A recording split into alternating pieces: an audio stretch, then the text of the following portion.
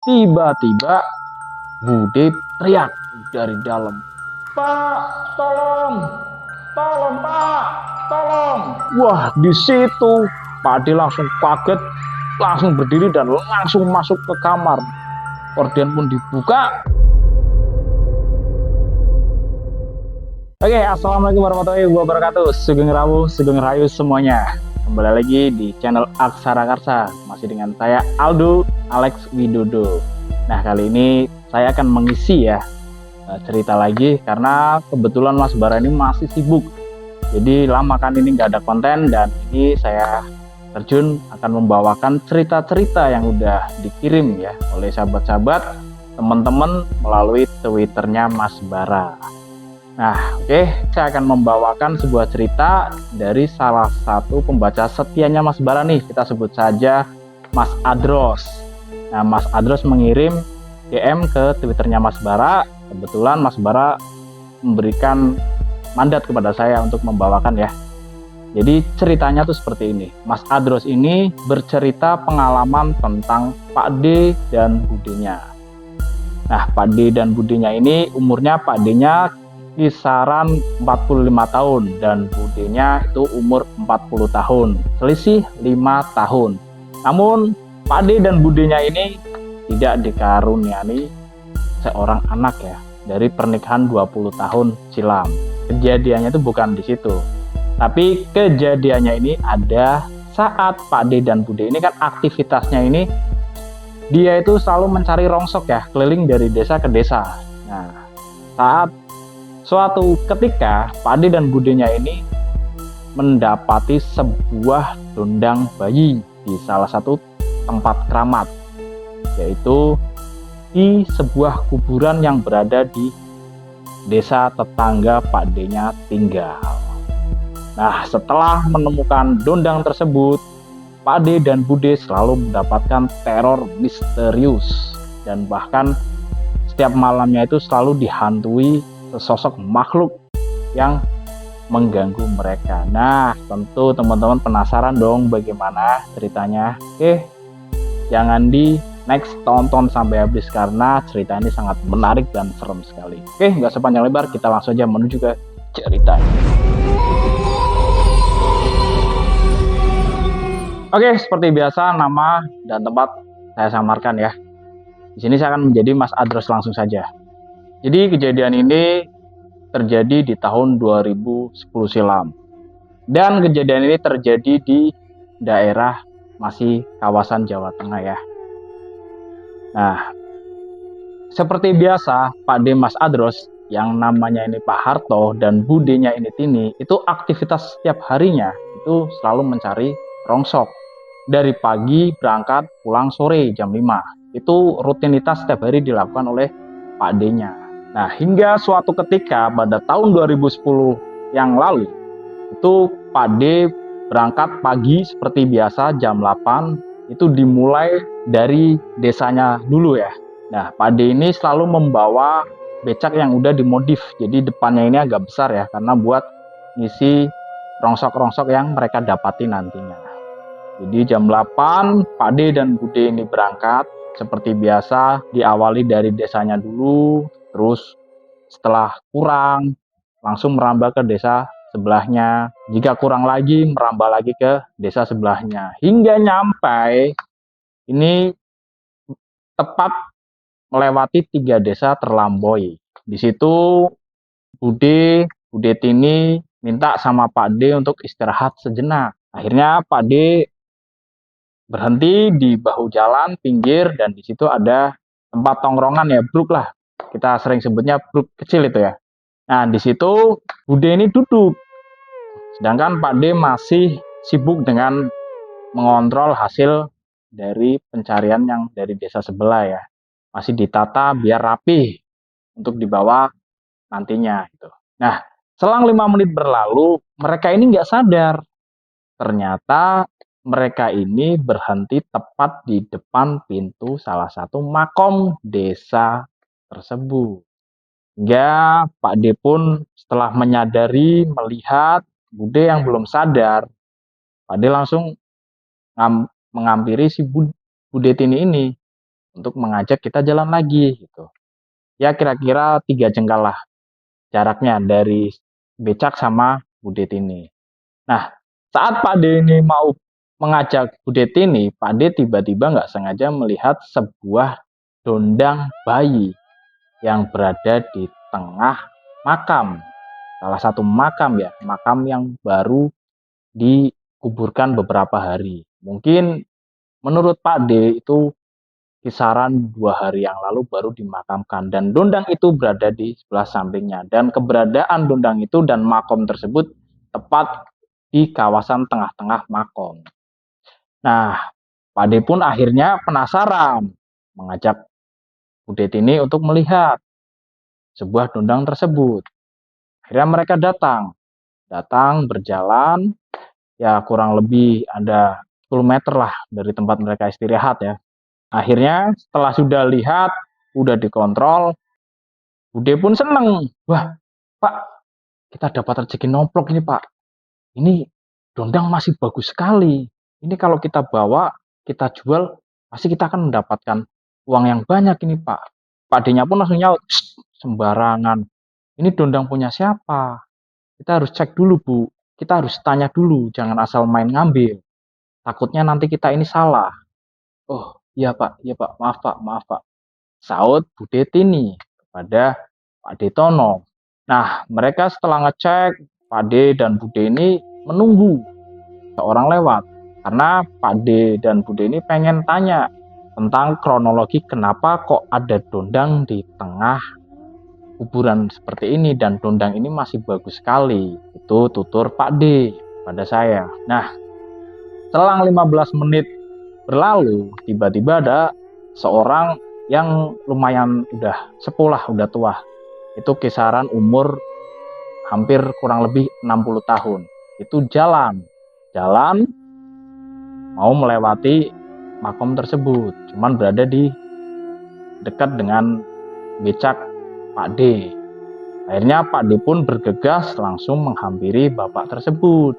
Dan Pak D langsung bertanya, basa-basi bertanya, maaf Pak, Bapak asli orang sini? Iya Mas. Kenapa ya Mas? Iya Pak, perkenalkan sebelumnya nama saya Pak Harto. Saya ini seorang pemulung Pak, dan itu istri saya berada di tengah makam itu Pak. Oh, iya Mas, saud bapak tua tersebut. Gimana ya Mas? Ada perlu apa kira-kira Mas kok sampai Masnya ini menghentikan saya? Maaf Pak, sebelumnya saya ingin bertanya Pak. Kebetulan Bapak ini kan orang sini, warga sini. Nah, saya pengen tahu Pak, itu kok dondang bayi kok bisa berada di tengah-tengah kuburan ya Pak? Kira-kira Bapak tahu apa tidak? Aduh Mas, saya kurang paham itu Mas. Keberadaan dondang tersebut dan punya siapa itu saya kurang paham Mas. Nah, kira-kira gimana ya Pak? Kalau saya kan pemulung nih Pak, saya tukang rongsok lah. Nah, kalau itu saya bawa, kira-kira bagaimana Pak? Kalau menurut Bapak gimana? Ya, kalau emang Masnya tukang rongsok dan itu juga berada di tengah kuburan, mungkin itu rezekinya Mas sama istri Mas. Jadi kalau menurut saya nggak apa-apa, diambil saja. Oh, gitu ya Pak ya. Ya udah Pak, makasih Pak ya. Oke, monggo bisa dilanjut. Saud Pak D. Harto kepada bapak-bapak tersebut, dan bapak-bapak tersebut akhirnya jalan lagi ya, meninggalkan Pak D dan Bude. Akhirnya Pak D pun langsung menuju ke Bude Tini, menghampiri Bude Tini, dan di situ Bude Tini langsung tanya sama Pak D, gimana Pak? Eh, Tadi bapak tadi, apakah boleh dondang ini kita bawa? Tanya Bude kepada Pak D. Kalau menurut Bapak tadi sih katanya nggak apa-apa kita bawa.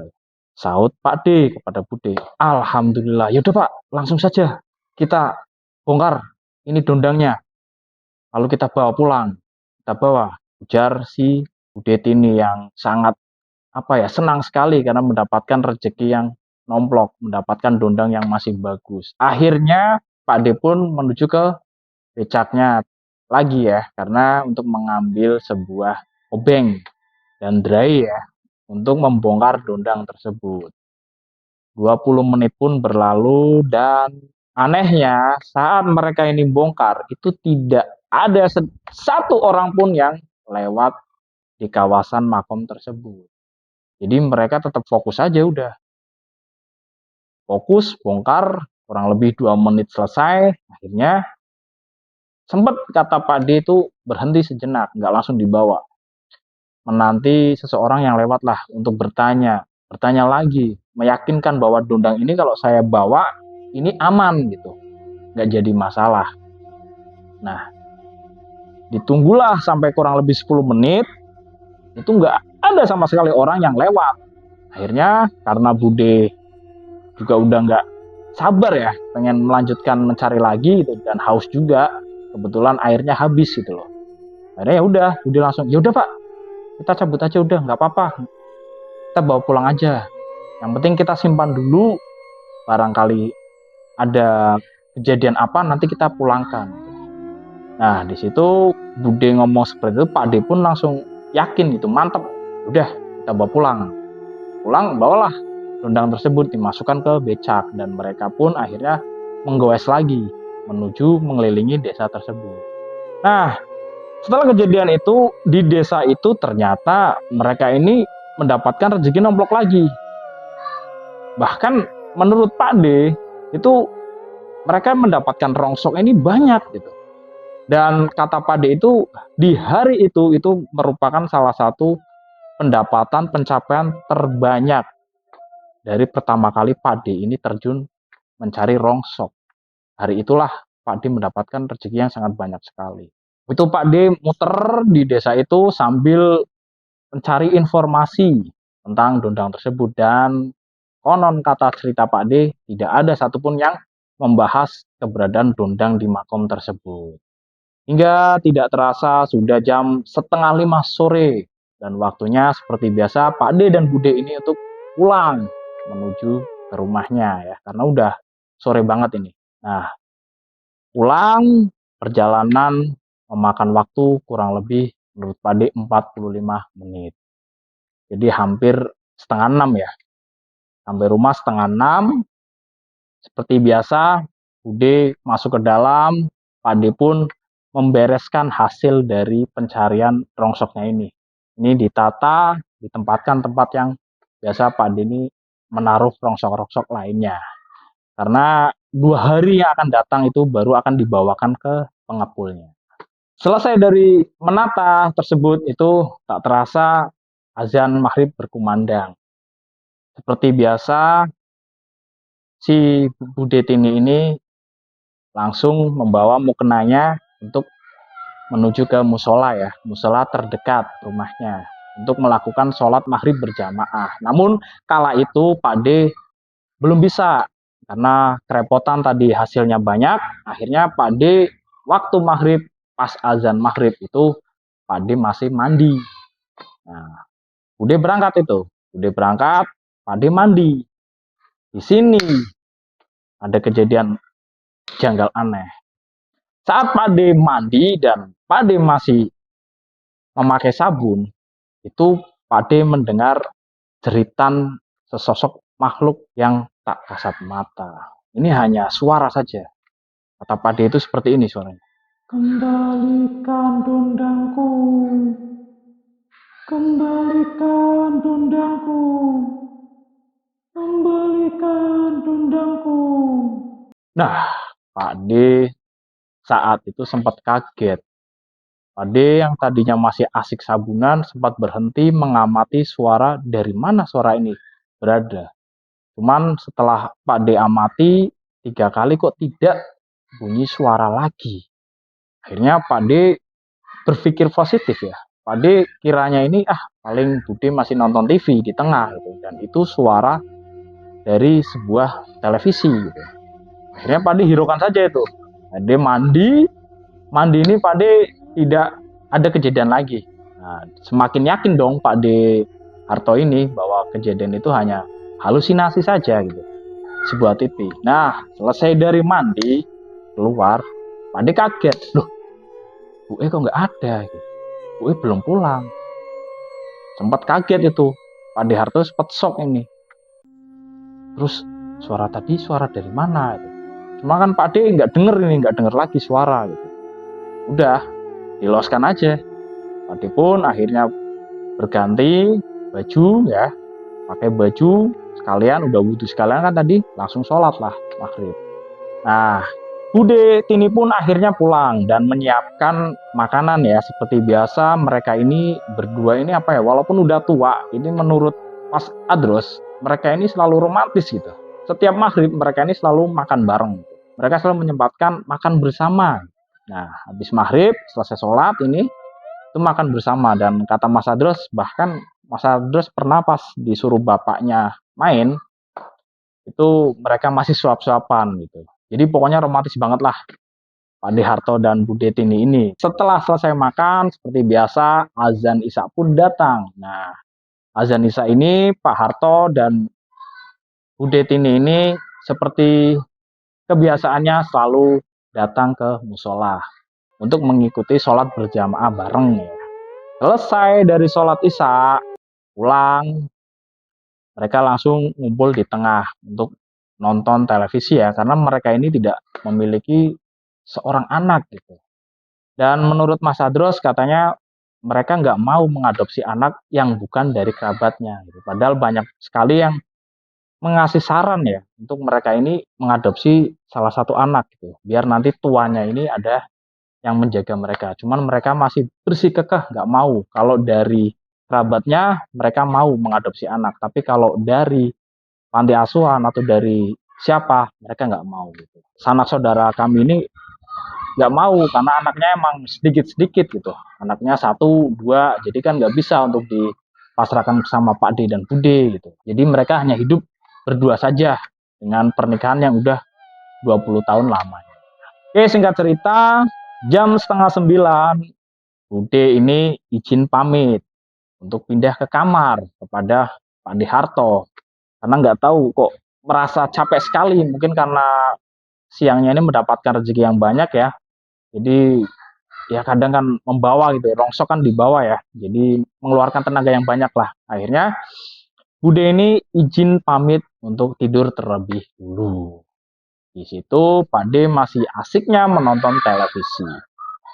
Selang setengah jam berlalu, tiba-tiba dari kamar itu ada suara, "Pak!"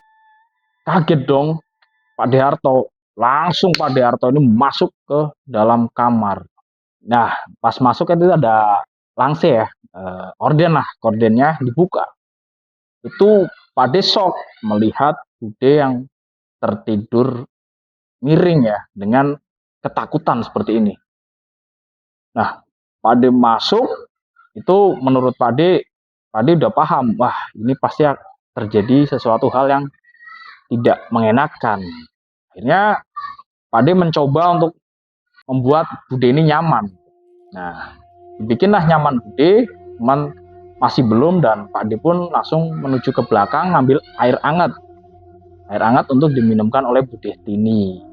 Akhirnya Bude Tini diminumin air hangat tersebut dan didudukan, dan selang beberapa menit Bude pun mau menceritakan kronologi kejadiannya, kok bisa sampai Bude ini berteriak.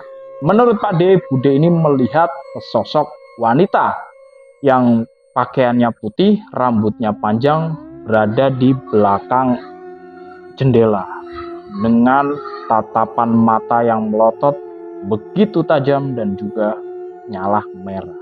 Itu sontak Bude ini kaget melihat sosok tersebut, karena menurut Pak D, ceritanya Pak D ini, Bude ini tiba-tiba terbangun dan langsung matanya ini tertuju ke jendela yang berada di salah satu kamar mereka, dan Bude langsung teriak gitu. Setelah Bude teriak, Bude mengalihkan penglihatannya, makhluk itu udah tidak ada. Akhirnya Pak D pun mengajak Bude untuk gabung, untuk ke tengah dulu, di area ini ya, area tengah yang ada televisinya itu. Jadi Bude pun mau, dan Bude tidur berada di samping Pak D gitu. Cuman itu masih, rumah mereka ini bawahnya ini masih tanah ya, belum pakai keramik, masih beralaskan tanah aja dan cuma diselemeki stiker lah gitu. Setelah mereka ini keluar berada di ruangan tengah, ini Pak D penasaran. Akhirnya Pak D nyuruh Bude untuk tetap berada di tengah ruangan depan televisi ya, sambil nonton televisi. Pak D pun mengambil sebuah senter. Akhirnya Pak D mengambil sebuah senter, Pak D keluar rumah. Keluarlah Pak D sambil ngontrol di sekeliling rumahnya. Nah, kebetulan rumah mereka ini, rumah di desa kami ini masih jaraknya masih jauh gitu. Dari rumah ke rumah ini sekitaran 10 meter, 15 meter, 20 meter itu masih jaraknya itu jauh dan di samping-sampingnya ini masih ada kebun. Dan kebetulan rumah saya dengan rumah Pak D ini berjarak kisaran 15 meter, cuman di seberang jalan. Di samping rumah Pak D ini masih kebun ya. Samping, belakang, sampingnya ini masih kebun ya. Nah, Pak D pun berkeliling ini sambil nyoroti atas, bawah, samping, sambil mantau ini. Mencari sesosok makhluk yang telah datang menghantui si Budet ini. Dicarilah samping, ke belakang, sampai samping lagi. Itu Pak D tidak mendapati sosok makhluk yang diceritakan oleh Budet ini. Akhirnya ada warga yang lewat datang ya, kita sebut saja Pak Heru, itu temannya Pak D Harto. Pak Heru lewat gitu. Toh sedang apa toh kamu toh, pegangan senter gitu sambil nyorot-nyorot atas gitu. Tanya Pak Heru pada Pak D Harto. Oh ini tadi ada suara bunyi Her, ada suara bunyi keras banget gitu, makanya saya cari ini kucing atau apa kok bisa keras banget gitu. Takutnya kan kalau di atas ntar malah gentengnya pada rusak gitu, ada yang jatuh, cuman saya cari kok nggak ada gitu. Oh gitu toh, ya udah dilanjut gitu. Saut Pak Heru pada Pak D Harto. Nah Pak D Harto pun akhirnya untuk menutupi kemaluannya, malu ya karena kan takut dikiranya masih apa, lagi ngapain. Akhirnya Pak Harto bertanya, kamu mau kemana Her, kok kayaknya gugup sekali jalannya. Tanya Pak D Harto kepada Pak Heru kerabatnya. Oh ini toh saya mau ke warung itu loh, warung pada kumpul katanya ada main kerambol itu rame gitu. Ayo toh kamu ikut, tanya Pak Heru kepada Pak D Harto. Oh enggak, aku capek seharian keliling gitu cari rongsok biasa, ini kayaknya malam ini saya enggak deh, enggak ikut gabung dulu ya, salam aja buat teman-teman, saut Pak D Harto. Ya udah tak tinggal ya, ucap Pak Heru ya sambil jalan. Nah akhirnya Pak Harto pun masuk ke dalam. Di situ Bude udah tidur. Gak terasa Bude ini udah tidur di depan TV. Yang tadinya pas keluar ini masih bangun ya, masih terbangun, belum tidur. Di situ Bude tertidur. Nah Pak Harto masih memikirkan hal tersebut ini. Akhirnya jam setengah 11 berlalu, itu nggak ada kejadian janggal lagi. Nah Pak Harto pun membangunkan Bude untuk pindah ke dalam. Masuklah mereka berdua ke dalam kamar. Akhirnya sampai pagi berlalu, jam 8 pun tiba, mereka pun seperti biasa untuk melakukan aktivitasnya, yaitu mencari rongsok ya dari desa ke desa. Sambil mencari informasi tentang dondang tersebut, dondang yang mereka ini cari. Nah, mereka ini masih rutenya sama ini. Mereka masih mencari karena penasaran kan dengan dondang itu. Pade pun mencarinya itu masih di desa tersebut. Desa di mana mereka ini mendapatkan sebuah dondang. Hari itu menurut Pak D itu rezeki masih di pihak mereka. Mereka mendapatkan rezeki yang lumayan banyak juga, nggak seperti hari-hari yang lain. Cuman kalah ya dengan hari pas mereka saat menemukan dondang. Kata Pak D ini rezekinya lumayan lah pokoknya. Nah seperti biasa setengah 5 mereka pulang menuju ke rumah gitu. Rumah dan Bude ini menyiapkan teh hangat ya, minuman buat mereka minum di kala sore hari ya, sambil mandi menunggu azan maghrib tiba. Pas maghrib ini kebetulan kan udah beres semua ya, mandi udah selesai. Nah maghrib ini mereka melakukan sholat berjamaah di musola. Mereka sholat, Pade dan Bude pulang, makan bareng, Isya pun berlalu, mereka berangkat lagi ke musola untuk berjamaah lagi dengan warga ya. Pulang di sini Bude ini tidurnya normal, Seperti biasa jam 10 baru pindah ke kamar. Karena emang aktivitasnya Bude ini tidur jam segitu. Biasa nonton televisi dulu lah ya, sinetron gitu. Jam 10 baru masuk gitu. Nah, ini malam ini udah normal. Bude masuklah jam 10 ke dalam kamar. Nah, cuman Pak D masih di situ karena Pak D lagi menunggu siaran bola, pertandingan bola akan berlangsung. Mainnya ini sekitar jam 11 menurut Pak D. Saya nggak tanya ini pertandingan apa lawan apa ini ya. Hampir mau jam 11, pertandingan udah mau mulai, tiba-tiba Bude teriak dari dalam. Pak, tolong, tolong Pak, tolong. Wah, di situ Pak Ade langsung kaget, langsung berdiri dan langsung masuk ke kamar.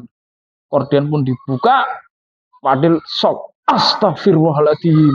Pak Ade shock di situ karena Pak Ade melihat sosok wanita berada di belakangnya Bude Tini dengan bajunya putih, rambutnya panjang, sambil melotot. Itu melihat Pak D dan Bude. Bude kan ketakutan, miring ya gini ya, miring, tidurnya itu miring.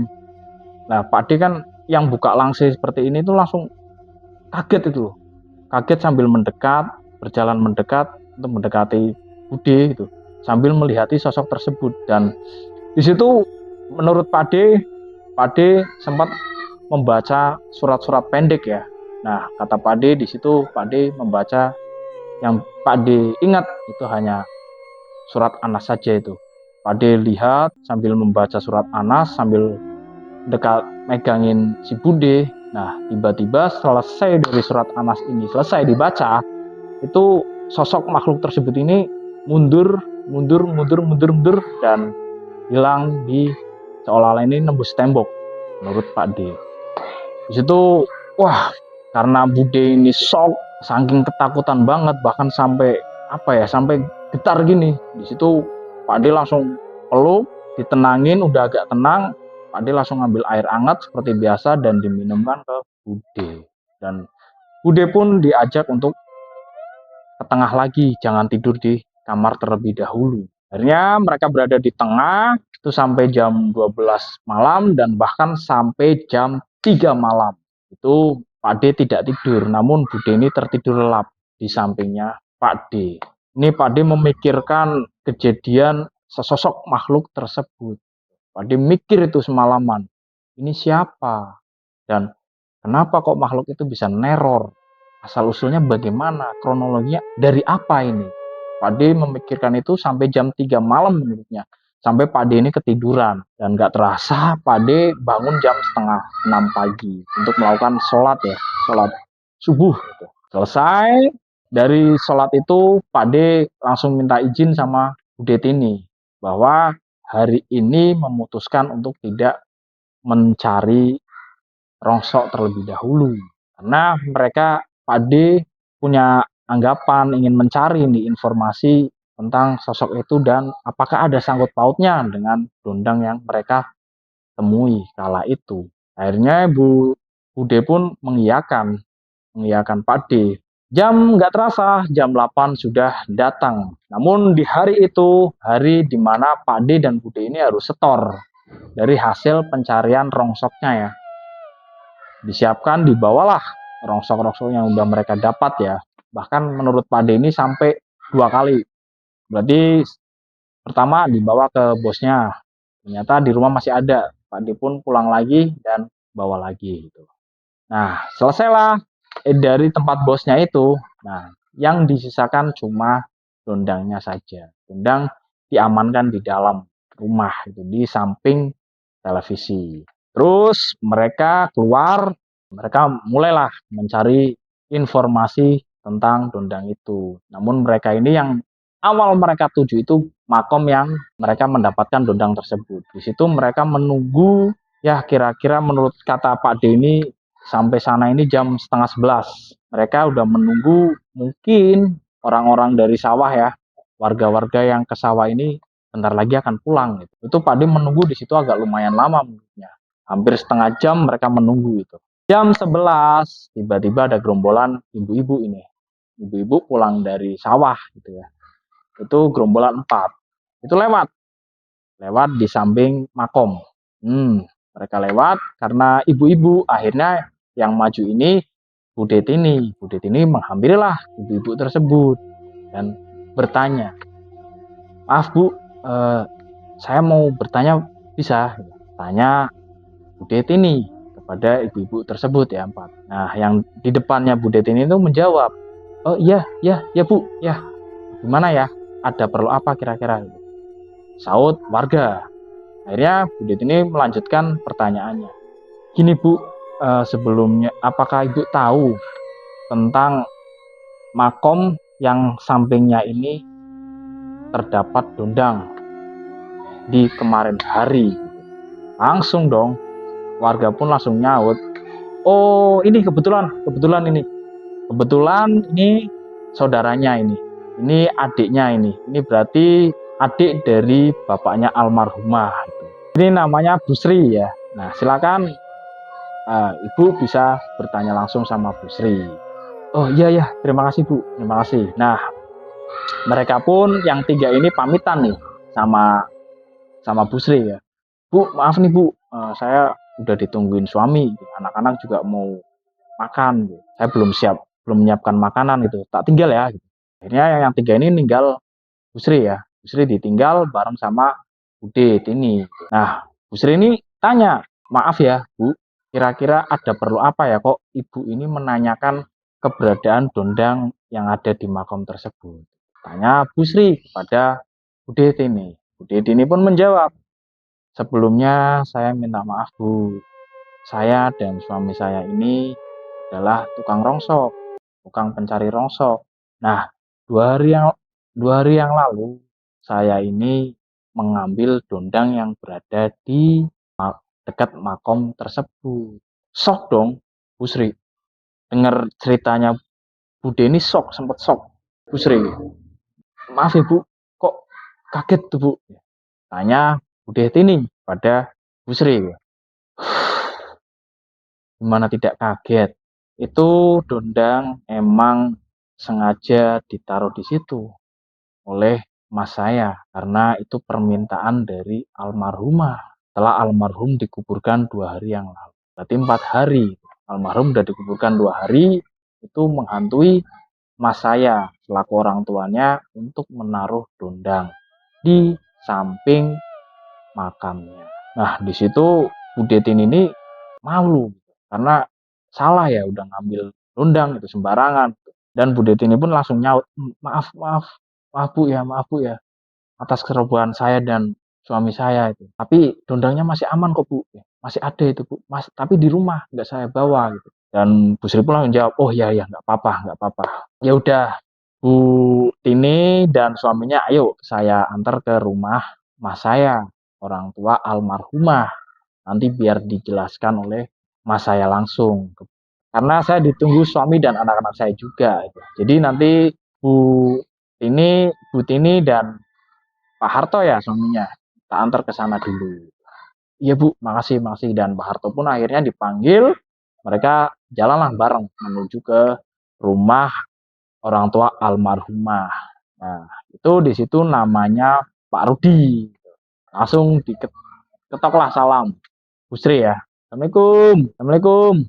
Mas, ini loh ada tamu. Muncullah Pak Rudi dari dalam.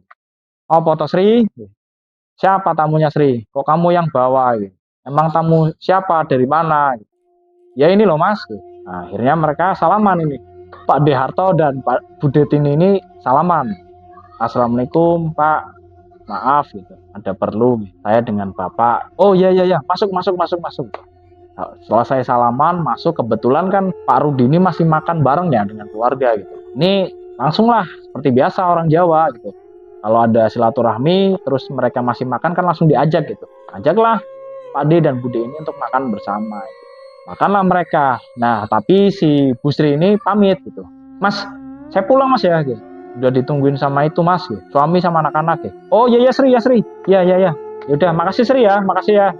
Akhirnya Bu Sri pulang gitu. Dan mereka pun makan nih. Makan selesai makan mereka langsung menuju ke ruang tamu. depan ya. Di situ Pak Harto, Pak D Harto, Pak D saya ini yang mulai duluan membuka pembahasan. Maaf Pak Rudi sebelumnya. Ini nama saya Pak Harto dan ini istri saya Tini. Di sini saya ingin sebelumnya mengucapkan mohon maaf yang sebesar-besarnya. Kaget dong Pak Rudi. Loh, mohon maaf ada apa Pak? Emang sebelumnya kita ini pernah bertemu. Ucap Pak Rudi dengan nada yang kaget. Akhirnya Pak Harto pun melanjutkan ini. Pak D Harto melanjutkan. Ini Pak, saya yang mengambil dondang yang berada di samping makom almarhum anak bapak. Kaget dong. Pak Rudi ini kaget. Astagfirullah. Ternyata itu. Nah, Pak Rudi dan Pak D Harto dan Pak D Tinindi pun jadi malu kan. Tersimpul malu karena melihat responnya Pak Rudi gitu. Dan langsunglah disaut sama Pak Rudi. Maaf Pak ya, maaf. Maaf sekali Pak. Gitu. Tapi dondangnya masih aman Pak. Gitu. Saya ini dan istri saya emang saya ini pemulung Pak. Saya pencari rongsok itu. Saya keliling-keliling. Nah, kala itu saya nggak sengaja melihat dondang yang masih bagus itu. Saya tanya dengan salah satu warga dan warga pun itu nggak tahu tapi mengizinkan saya untuk membawa dondang tersebut dan dondangnya pun saya bawa pulang. Nah, di situ setelah kejadian itu dondang bawa pulang, kok malamnya ini saya mendapati teror, Pak. Sesosok wanita yang rambutnya panjang, yang mukanya ya cantik sebenarnya itu, cuman kan pucat gitu, Pak. Akhirnya langsung disaut sama Pak Rudi. Iya, iya, iya, saya paham, saya paham. Saya paham. Ya nggak apa-apa Mas, nggak apa-apa. Itu emang sesosok Korin mungkin ya, itu Korin almarhum anak saya. Jadi setelah Mas ini mengambil dondang tersebut, anak saya juga tiap malam selalu hadir dengan menangis. Dan itu hadir yang dengar ini saya dan istri saya. Itu datang dari jam 12 sampai jam 1. Itu dia selalu nangis dan selalu minta dikembalikan dondangnya. Nah, Pak Harto penasaran dong. Datang gimana toh, Pak? Jadi gini, kalau dia datang itu sambil nangis, tiba-tiba dia muncul mungkin di belakang pintu kamar atau di pojok. Yang malam pertama, ini kan udah 2 hari dia datang. Malam pertama dia berada di belakang pintu kamar. Nah, semalam itu berada di samping lemari yang berada di kamar saya sambil nangis. Kembalikan dondangku, kembalikan dondangku. Itu sambil nangis setiap malam. Jadi malam pertama yang dengar cuma saya. Jadi almarhum anak saya ini sambil bawa anak ini sambil menangis dia. Nah anaknya ini cuma nggak kelihatan hitam doang. Ini sambil kembalikan dendangku. Dia nggak ngelihat saya, dia cuma ngelihat anaknya ini. Tapi rintihannya itu benar-benar dia sedih, nangis dan dia minta dikembalikan. Nah pada semalam ini kejadian semalam ini dia merintih dan akhirnya saya dan ibunya ini memberanikan diri untuk bertanya sama dia. Karena kan kami bingung Pak sebenarnya Pak. Karena dondangnya di mana? Saya belum tahu ini keberadaannya. Setelah Bapak kesini kan akhirnya saya tahu keberadaan dondangnya itu. Semalam ini saya belum tahu sama istri saya. Saya sempat bertanya sama anak saya. Duh, besok tak beliin baru ya. Kamu nggak usah nangis. Udah kamu tenang saja di sana. Kamu nggak usah sedih-sedih lagi. Besok Bapak dan Bu E akan membawakan dondang baru. Itu anak saya ini tiba-tiba geleng-geleng seolah-olah ini nggak mau. Dia tetap terus dengan nangis. Itu masih mengayunkan anaknya. Itu saya pun bertanya terus itu sampai 4 kali kalau nggak salah. Itu tiba-tiba anak saya hilang. Hilang nembus tembok seperti biasa itu. Kejadian jam 1 sampai jam setengah 2 lah. Setengah 2 akhirnya saya dan istri saya ini berembuk bahwa setuju besok pagi-pagi akan beli dondang. Nah selesai dari habis sholat subuh, istri saya nahan.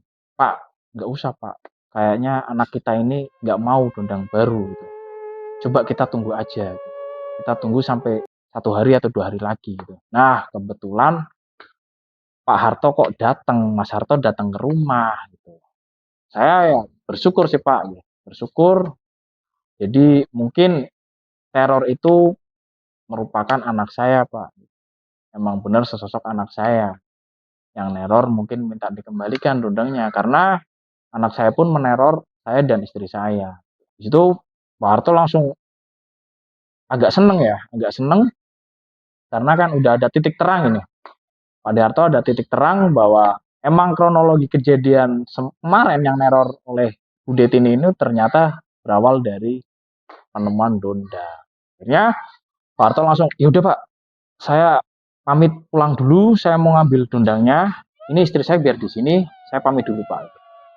Saya langsung ambil dondangnya. Langsunglah Pak D menuju bergegas pulang. Perjalanan ada setengah jam. Karena kan Pak D agak ngebut ya. Karena udah tahu titik terang, Pak D nggak mau nih menyia-nyiakan waktu lagi itu. Setengah jam, sampailah Pak D di rumah. Pas buka pintu, Pak D kaget. Astagfirullah. Karena kan pas tuh pintu buka, di depannya ini kan TV dan itu di sampingnya ada dondang. Pak D buka pintu ini kaget, shock. Sambil beristighfar, astagfirullahaladzim. Karena ada sesosok wanita yang Pak D lihat malam tadi. Cuman sosok itu cuma senyum, dia cuma melihat senyum gini. Dia cuma melihat pergerakan Pak D. Pak D berjalan mendekati sambil istighfar terus itu Pak D. Astagfirullah. Cuman itu sosok itu cuma lihat gini, ngeliatin Pak D bergerak. Dan setelah Pak D ini bungkuk, Pak D ngambil dondangnya. Pak D pas mau ke atas, sosok itu udah nggak ada. Nah, Pak D pun langsung bergegas cabut lagi, tutup pintunya, langsung menuju ke rumah Pak Rudi. Sampainya di rumah Pak Rudi, Pak D bercerita. Assalamualaikum. Waalaikumsalam. Sahut mereka yang berada di dalam. Ini Pak, dondangnya. Sebelumnya saya dan istri saya mohon maaf yang sebesar-besarnya Pak ya. Dan ini tadi pas saya mau ngambil, saya diperlihatkan sesosok anak bapak yang berdiri tepat di samping dondang ini Pak. Langsung Pak Rudi ini nyaut. Terus bagaimana? Respon anak saya bagaimana? Tanya Pak Rudi pada Pak De Harto. Oh nggak apa-apa Pak. Kayaknya sih senyum aja. Senang kayaknya. Karena dondangnya mau dibawa pulang. Wah, alhamdulillah. Syukur deh kalau dia udah senang gitu. Jadi kejadian ini tidak akan terulang lagi. Gitu. Nah, langsunglah Pak Harto langsung keluar ngambil peralatan itunya ya, peralatan obeng, dari langsung disusun ulang gitu. Terus disusun dondangnya, kembalikan semula ya. Saat pertama kali Pak Harto ini menemukan dondang tersebut. Setelah selesai dirangkit, tak terasa udah jam 3. Itu jam 3 setengah 4 lah. Akhirnya selesai dari itu udah saling memaafkan ya. Pak Harto, Pak De Harto ini izin pulang sama Pak Rudi. Pak, terima kasih atas permohon maafannya. Dan saya dan istri saya ini mohon izin pulang karena udah waktunya udah sore. Gitu. Pokoknya saya benar-benar terima kasih dan mohon maaf yang sebesar-besarnya Pak ya gitu. Atas ketidakpahaman ketahuan kami. Ucap Pak De Harto. Oh iya nggak apa-apa orang namanya juga perjalanan nggak tahu gitu. Yang penting ini udah selesai, dondangnya pun udah dikembalikan dengan semula. Mereka pulang, nah dondang ini yang membawa menurut Pak Deni si Pak Rudi sendiri dan keluarganya ya, mungkin dibantu siapa nggak tahu ya. Pak D Harto ini cuma izin pamit pulang. Nah, sampainya di rumah, Pak D masuk ke dalam, tiba-tiba Bude ini suhu badannya ini panas yang benar-benar tinggi, benar-benar panas yang tinggi gitu. Kaget dong, Pak D, bu, kenapa bu? Kok ibu bisa panas gini? Bude hanya diam gitu. Diam, akhirnya Pak D bawalah Bude ini masuk ke kamar. Gitu. Masuk kamar, ambil air, dikasih minum, langsung Pak D ini keluar untuk membeli obat ya. Obat ya mungkin buat turun panas lah itu. Keluar, beli obat, setelah dapat pulang langsung diminumkan oleh Bude. Nah, di situ nggak ada perubahan ini. Pak D pun cemas gitu. Cemas, maghrib pun datang, tiba, Bude sampai nggak sholat nih. Karena badannya itu kayak apa ya, lemes gitu. Cuma hanya bisa berbaring di kasur, dan Pak D pun nyarankan sama Bude, udah nggak apa-apa, tayamum aja, sholat di atas kasur aja Bu, gitu.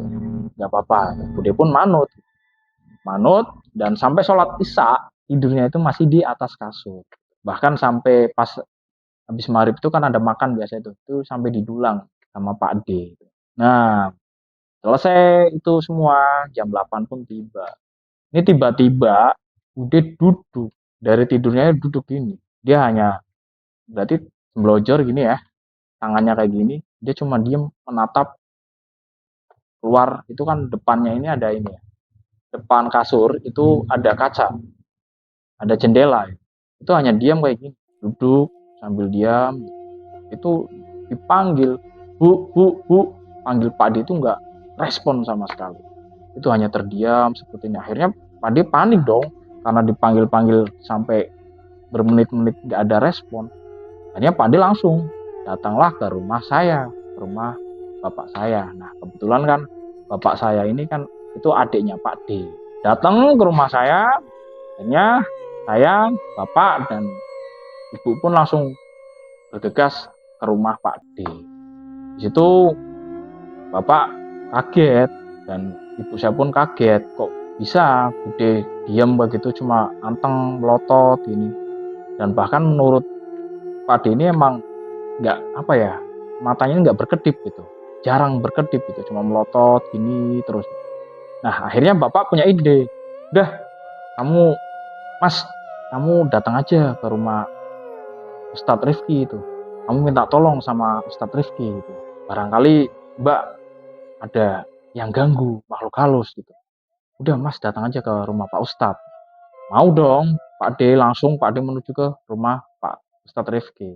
Selang beberapa menit, mungkin 15 menit berlalu, Pak D dan Pak Ustadz Rifki ini datang. Assalamualaikum. Waalaikumsalam. Saud saya dan bapak ibu saya. Salaman, selesai. Pas mau masuk, Pak Ustadz kaget. Astagfirullahaladzim. Sambil nggak tahu, saya nggak tahu itu. Itu Pak Ustadz itu sambil melantunkan baca-baca bacaan nih di mulutnya nih, konyam-konyam gitu ya. Nah, di situ Pak Ustadz sok sambil jalan masuk. Di situ Pak Ustadz langsung, kamu keluar dulu, kamu lihat dari luar, takutnya ini istri kamu ngamuk, ini dari tadi ngamuk apa tidak, tanya Pak Ustadz Rifki pada Pak D. Enggak Pak Ustadz, ini cuma diem dari tadi, cuma melotot seperti ini, enggak gerak sama sekali. Akhirnya Pak Ustadz pun syukur, soalnya ini yang ada di dalam istri kamu ini genderuwo, dan genderuwo ini sangat ganas sekali. Ini genderuwo, kalau nggak salah ini yang pernah saya lihat di makam desa tetangga. Apakah benar kamu habis dari situ, kawasan makam tersebut? Tanya Pak Ustadz Rifki kepada Pak D. Pak D pun jawab, iya Pak Ustadz, saya emang habis dari makam desa sebelah, karena ada urusan Pak Ustadz. Kira-kira gimana ya Pak Ustadz ya? Ya udah, kamu keluar dari luar aja, gitu, biar saya atasi. Takutnya nanti ada kejadian hal yang nggak mengenakan, ngamuk. Ini soalnya genderuwonya benar-benar ganas, dan ini sering banget ngamuk. Manut dong Pak D keluar. Pak D, saya, bapak dan ibu itu melihat dari luar, ya, dari pintu lah, dari pintu aja. Dan Pak Ustadz ini langsung megang kepalanya nih. Pak Ustadz megang kepalanya Bude, dipegangilah ini, begini ini, sambil membaca ini, nah tiba-tiba ini Bude ini langsung nengok kayak gini. Bude langsung, jadi kan Bude tadi lihat nengok ke sana tuh depan. Tiba-tiba Bude langsung kayak gini. Ini langsung kayak gini, langsung menatap muka Pak Ustadz gini, nonton terus. Cuman Pak Ustadznya masih tetap ini kekeh gitu. Dia masih sambil natap, sambil baca ini, sambil baca. Kok tiba-tiba Bude ini lemes. Bude lemes, udah mulai lemas, mulai mau jatuh. Pak Ustadz langsung manggil Pak D. Pak ini Pak, langsung Pak ditangkap istrinya itu. Pak D langsung respon dong, langsung berada di belakangnya Bude. Nah, jatuhlah Bude di bahunya, di sini ya, di dadanya Pak D gitu. Dan langsung ditidurkan. Pak Ustadz langsung nih, selesai dari itu Pak Ustadz keluar ke ruangan tengah untuk ngobrol sama ayah bapak saya itu. Pak D masih nemenin istrinya. Bapak saya langsung tanya dong, saya mendengar ini langsung. Bapak saya tanya, Pak Ustadz, itu bagaimana Pak, kok istri mas saya bisa seperti itu? Aduh, untung ini bisa diselamatkan.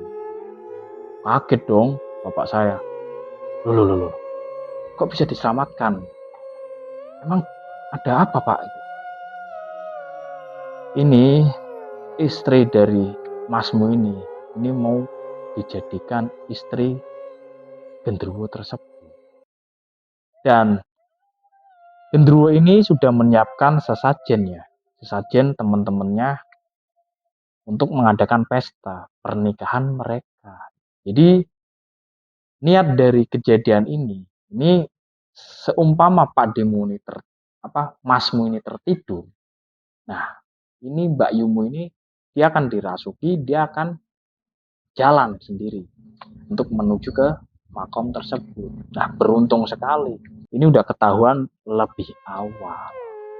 Karena kalau sampai kejadian ini berlangsung dan mbakmu ini sampai ke makam sana, aduh, saya sudah nggak bisa membayangkan akan terjadi yang seperti apa. Bahkan nyawa dari mbakmu ini bisa melayang karena nggak diketahui ya keberadaannya. Wah, kaget dong bapak saya, bapak dan ibu saya pun shock tuh, kaget. Astagfirullahaladzim. Tapi sambil mengucapkan alhamdulillah ya, alhamdulillah karena kan gagal gitu loh. Dari percobaan genderuwo itu gagal loh. Dan tiba-tiba Pak Adi pun langsung, karena mendengar mungkin panik kan, langsung keluar, langsung nyuruh ibu saya, Dek, itu mbakmu ditungguin itu. Saya mau ngobrol dengan Pak Ustadz. Pak Adi pun langsung ikut ngobrol, diulangilah cerita itu tadi. Ngobrol, nah Pak Adi langsung tanya, nah Pak Ustadz, kira-kira kejadian ini bisa ditangani apa tidak gitu loh, biar nggak terjadi hal yang tidak diinginkan. Udah, tenang toh, tenang. Kamu nggak usah panik, kamu siapkan saja garam 1 kilo dan air satu baskom. Kamu bawa sini biar saya bacakan doa. Akhirnya Pak Ustadz minta seperti itu, Pak Harto pun langsung bergegas ke belakang, menyiapkan airnya. Nah kebetulan di situ kan nggak punya itu, Pak Harto itu nggak punya garam. Akhirnya Pak Harto memberikan airnya itu ke Pak Ustadz ya, ini Pak Ustadz airnya, saya izin dulu Pak Ustadz, saya mau beli garam dulu. Seperti yang diminta oleh Pak Ustadz. Dan Pak Ade pun langsung keluar nyari garam. Ternyata hampir 20 menit Pak Harto nyari yang jualan garam. Dan alhamdulillahnya ini Pak Harto dapat garamnya. Tuh, langsung, Assalamualaikum, kasihkan. Ini Pak Ustadz garamnya udah ada. Langsung Pak Ustadz ini bukalah garam itu, langsung dicampurkan ke dalam air baskom tersebut. Langsung dikudek. Nah, langsung Pak Ustadz mediasi ya, itu duduk, akhirnya taruh depan, baca doa, mantra gitu. Itu ada kurang lebih 15 menit. Selesai dari itu langsung, toh, sini toh. Pak Ade langsung datang kan. Ya Pak Ustadz ya, ini air kamu langsung semprotkan, ciprat-cipratkan biar keliling rumah kamu ya. Langsunglah dilakukan itu sama Pak D itu. Tapi sempat tanya, nah ada bacaannya nggak Pak Ustadz ya? Udah nggak usah, kamu ini aja langsung dicipratkan aja. Langsung tuh Pak D langsung keluar, mulai ciprat itu ke kiri itu, muter ya ke kiri ini arah. Dengan muter ke kiri ya, arah jam. Muter, udah nutup 1 kali, akhirnya masuklah Pak D. Udah Pak Ustadz, udah saya siramkan keliling, pas kebetulan nutup, bisa ketutup semua itu. Jawab Pak D. Pak Ustadz pun langsung, yaudah alhamdulillah kalau udah itu. Ini saya pesen sama kamu toh dan istri kamu, buat besok kamu nggak usah keluar dulu, terutama istri kamu. Itu biar berada di rumah terlebih dahulu. Ya, ini biar tidak terjadi hal yang tidak diinginkan. Istri kamu biar berada di dalam rumah dulu aja. Karena bangsa-bangsa dari Gendruwo dan teman-temannya ini masih mengintai, masih mengincar ini. Tapi insya Allah nggak apa-apa karena rumahmu ini udah terpagari oleh air garam tersebut. Ya udah toh, ini udah malam, udah jam setengah 12, hampir jam 12. Saya pamit ya, saya pulang dulu ya. Dan ya Pak Harto langsung, iya Pak Ustadz ya. Pak Harto pun nganter lah Pak Ustadz itu pulang. Diantar pulang, lalu Pak Harto, Pak Ade saya balik lagi. Nah, setelah balik, saya, Bapak dan Ibu saya ini juga ikutan pamit karena udah malam. Di situ Bapak dan Ibu saya bilang, udah Mas, Mbak tidur aja, Mas juga tidur, besok siang saya kesini itu. Nanti saya juga bawakan buat makan sarapan jenengan. Besok pagi saya datang ke sini. Cuman saya nanti datangnya siang, habis duhur, pagi-pagi biar nanti ini si Adros yang ngeter sarapan buat kalian berdua. Kalian udah di dalam rumah aja, nggak usah keluar-keluar.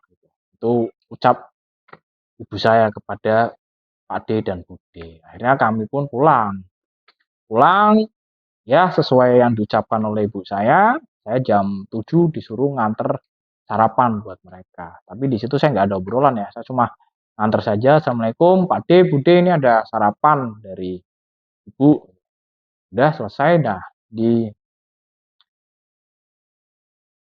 pas habis duhurnya, ibu, bapak, dan saya pun berkunjung lagi ke rumah Pak D sambil ibu bawa makanan lagi ya buat makan siang mereka. Nah di situ pas kumpul siang itu, disitulah saya mendapatkan kronologi cerita dari Pak D saya, Pak D Harto gitu. Sehingga cerita ini bisa saya luapkan ya, bisa saya ceritakan kepada Mas Bara melalui Twitter, DM Twitter ya.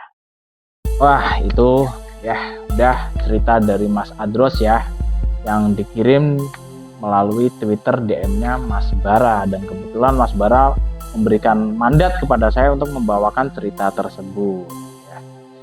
Ceritanya lumayan serem ya, gara-gara dondang itu hampir nyawa loh taruhannya. Untung selamat ya. Nah ini buat Mas Adros ya, ini buat pelajaran aja Mas Adros dan keluarga, dan juga buat teman-teman Aksara Karsa dimanapun berada, ini buat pelajaran aja ya. Jadi jangan gampang mudah lah membawa sesuatu yang berada di tempat sakral. Itu kayak tadi di kuburan ke tempat sakral itu lebih baik mikir 1000 kali lah biar tidak terjadi hal-hal yang tidak diinginkan ya. Oke, cukup sekian dari cerita Mas Adros ini ya. Cerita dari Mas Adros ini ya, dan buat teman-teman Aksara Karsa ya dimanapun berada, jangan lupa dong di subscribe, support terus channel kita ini ya, biar channel kita ini semakin berkembang dan saya dan Mas Bara ini semakin semangat dalam membuat konten-konten, membagikan cerita buat kalian semua loh ya. Dan yang buat yang udah subscribe, saya benar-benar mengucapkan terima kasih nih dari awal sampai akhir yang selalu mengikuti. Saya mengucapkan terima kasih yang sebesar-besarnya ya. Dan jangan lupa di like lalu di share. Oke, sekian dari obrolan cerita video kali ini. Mohon maaf yang sebesar-besarnya apabila ada salah kata atau tutur kata ya, mungkin kurang asik atau gimana, bikin menyinggung, mohon maaf yang sebesar-besarnya. Sekian, akhirul kalam, wassalamualaikum warahmatullahi wabarakatuh.